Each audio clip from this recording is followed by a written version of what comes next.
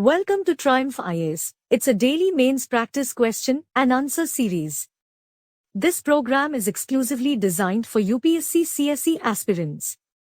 In this video discussion, we will discuss UPSC CSE mains previous 25-year questions. Question number 1. Troposphere is a very significant atmospheric layer that determines weather processes. How? Let's start with the introduction of the answer. Our atmosphere is divided into 5 layers starting from the Earth's surface. These are troposphere, stratosphere, mesosphere, thermosphere and exosphere. Almost all the weather phenomena like rainfall, fog and hailstorm occur in the troposphere layer. The main body of the answer should be: the troposphere is the lowermost layer of the atmosphere. Its average height is 13 kilometers and extends roughly to a height of 8 kilometers near the poles and about 18 kilometers at the equator. The thickness of the troposphere is greatest at the equator because heat is transported to great heights by strong convectional currents. This layer contains dust particles and water vapor.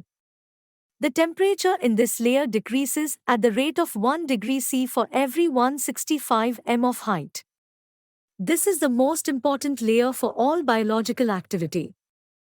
Water vapor, present in the air because of evaporation from the oceans and plant transpiration, cools as it rises to form clouds, and within the clouds, water condenses and freezes to fall back to the surface as rain and snow. Thus, the troposphere is very important because we breathe the air in this layer of air. The troposphere contains about 85% of the atmosphere's total mass. Tropospheric processes, such as the water or hydrologic cycle and the greenhouse effect, have a great influence on meteorology and the climate. The chemical composition determines the air quality. Certain components, even if they are only present in small amounts, may harm health and vegetation. Conclusion of the answer is: therefore, it is of utmost importance to understand how the activities of humans influence the troposphere. Question number 2. The Gati Shakti Yojana needs meticulous coordination between the government and the private sector to achieve the goal of connectivity. Discuss. Let's start with the introduction of the answer. Gati Shakti Yojana emphasizes on connectivity. PM Gati Shakti is a new vision for integrated planning, synchronized time-bound implementation.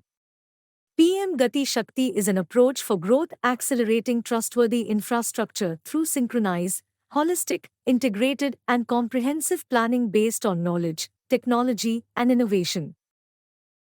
The main body of the answer should be: public-private coordination. Number 1.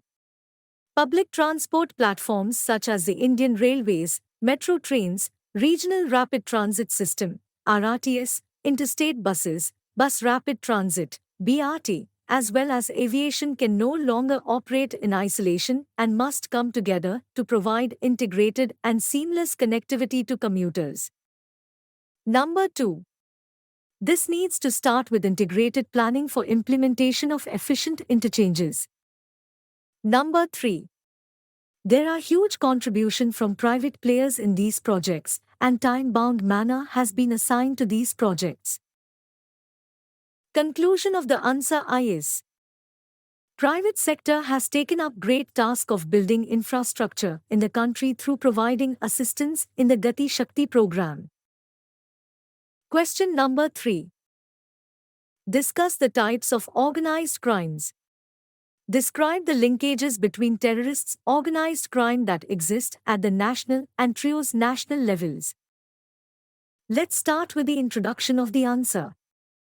Organized crime stands out as different from other crimes for its network of interconnected groups working together to dominate one segment of society or business to make a profit. The main body of the answer should be: organized crime thrives when it has a community base that is unwilling or afraid to tell authorities what's going on. The most common primary activity of organized crime is moving materials to sell for a profit. Other types of organized crime include A. Trafficking human beings, drugs, or counterfeit goods. B. Loan sharking. C. Money laundering. Number 1. Terrorist groups use the established network of organized criminal groups for transfer of money. Number 2. Organized crime groups provide smuggled arms and explosive to terrorist groups. In exchange, terrorist group provide protection, drugs, etc. Conclusion of the answer I is: they have a symbiotic relationship and their strong presence can be seen in the areas having ineffective governance. But all organized crime is not terrorist act and not all terrorist acts are organized crime.